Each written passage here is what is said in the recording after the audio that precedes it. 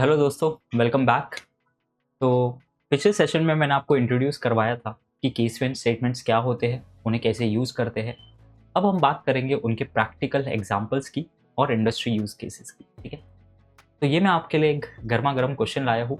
ठीक है, चलिए पहले समझ लेते हैं करना क्या है हमें। तो क्वेश्चन काफ़ी सिंपल है। Categorize employees salary into different groups based on preferred ranges. तो यहाँ मैंने कोई स्पेसिफिक आपको रेंज नहीं दी है, क्योंकि मैं नहीं चाहता हूँ कि आप अननेसेसरी कॉम्प्लिकेशंस में फंसे। मैं बस आपको कंसेप्ट समझाना चाहता हूँ। आप कोई भी रेंज ले सकते हो, कोई फ़र्क नहीं पड़ेगा। ठीक है, काफ़ी इंटरनेट पे रिसोर्सेज है जो आपको अननेसेसरली कॉम्प्लिकेट कर देते हैं सिंपल चीज़ों को, बट मैंने भी इंडस्ट्री में काम किया है और अगर आपके बेसिक्स क्लियर है तो you don't have to worry. ठीक है, basics are more than sufficient. चलिए, तो पहले मैं आपको स्टेप बाय स्टेप बताता हूँ हम कैसे करेंगे इसे। तो पहले तो हम लिख लेते हैं एम्प्लॉयज़ की डिटेल। तो मान लीजिए मुझे चाहिए सिलेक्ट एम्प्लॉय का, मुझे मान लीजिए एम्प्लॉय आईडी चाहिए, फर्स्ट नेम चाहिए। ठीक है, और मान लीजिए मुझे चाहिए उनकी सैलरी फ्रॉम एम्प्लॉयज टेबल। कोई फिल्टर नहीं लगाना है। ठीक है, सिंपली डेटा सिलेक्ट करना है, रिट्रीव करना है और I will run this.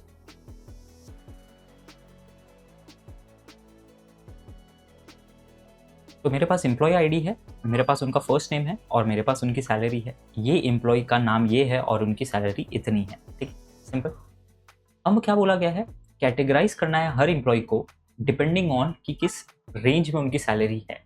For example यहाँ मैं क्या करूँगा, एक न्यू कॉलम ऐड करना चाहूँगा और उसके लिए मैं स्टार्ट करूँगा केस से। अच्छे से ध्यान दीजिए, ये थोड़ा नया कंसेप्ट है। तो मैं पहले लिखूँगा केस और फिर मैं एक इंडेंटेशन इनसाइड आऊँगा ताकि पढ़ने में थोड़ा इजी रहे। No comma nothing, simply case and new line. और यहाँ मैं लिखूँगा व्हेन सैलरी। आप कोई भी कॉलम के बेसिस पर क्राइटेरिया लगा सकते हो। तो when salary is less then, मान लीजिए 30,000। अगेन कोई भी नंबर ले सकते हो, कोई फर्क नहीं पड़ेगा। ठीक है, when salary is less than 30,000 then I want कि ये कॉलम में इसको आप कैटेगरी दे लो। सिंगल कोट में लिखेंगे लो।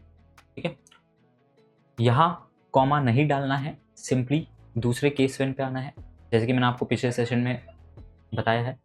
When condition then result, then when condition two then result two, no comma nothing. Okay,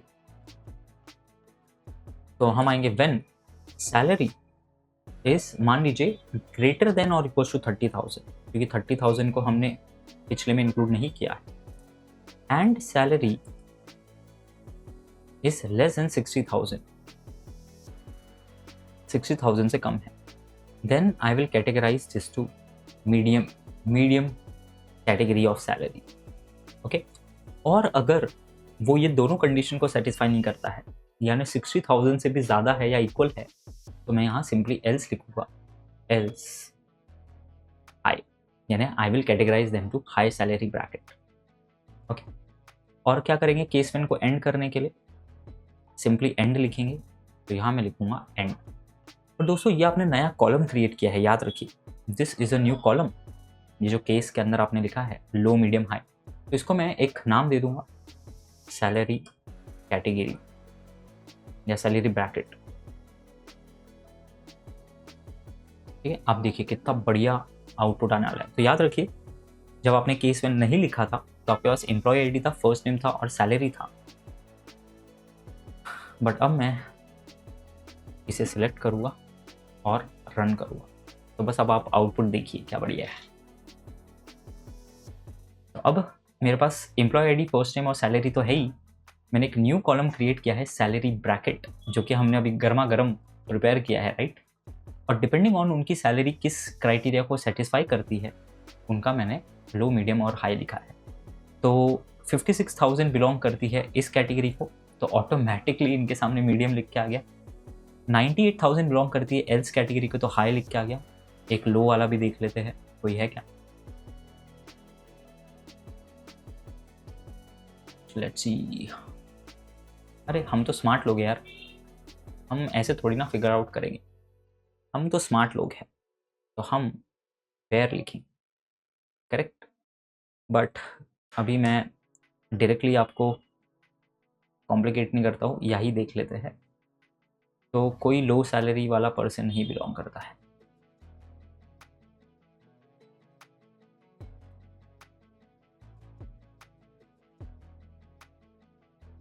okay ठीक है, चलिए फिर वैसे ही कर लेते हैं।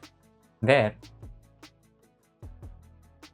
सैलरी इज लेस देन 30,000, एक क्राइटेरिया लगा देते हैं। ऑल्दो मैं आपको आगे जाके बताऊंगा ये मल्टीपल चीज़ें कैसे लिखते हैं, ये थोड़ा एडवांस टॉपिक है, बट स्टिल अभी के लिए हम सिंपल रखते हैं इसको। अच्छा, there is no such employee. तो ऐसा करते हैं कि मैं आपके लिए थोड़ी रेंज को चेंज कर देता हूँ, इसको मैं 50,000 कर देता हूँ जस्ट फॉर नाउ, ताकि हम इस कंसेप्ट को प्रैक्टिस करके आउटपुट देख सके। और देखिए कितना इंटरेस्टिंग है, आप अपने हिसाब से रेंज डिटरमाइन करके आउटपुट ला सकते हो। तो अभी आप देखिए, ये पर्सन मीडियम कैटेगरी है, मोर देन 50,000 है, ये हाई है, मोर देन 60,000 है।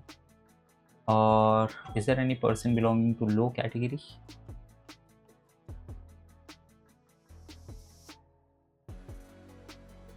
Not yet.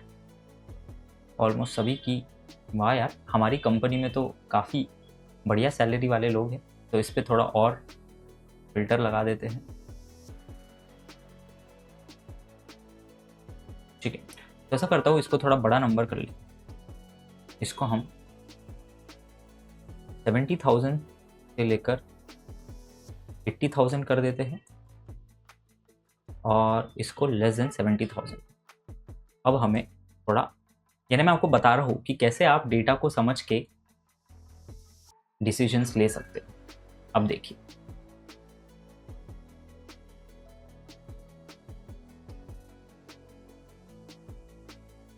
हमने क्वेरी को सिलेक्ट किया, रन करते हैं। एक से इसका एस पार्ट नहीं को, नाउ विल रन इट।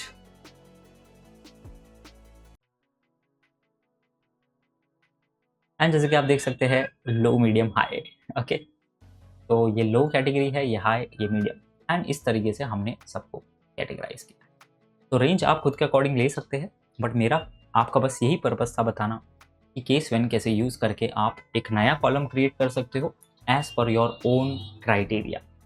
तो I hope this was useful. मिलते हैं नेक्स्ट क्वेश्चन में। Thank you. Hey, I hope you have enjoyed the lecture and got to learn something from it. For well-structured guidance and live doubt sessions, you can check out the link in the description below. And the best part about it is that it's completely for free. So keep upskilling yourself, and we wish you all the very best for your journey. Take care.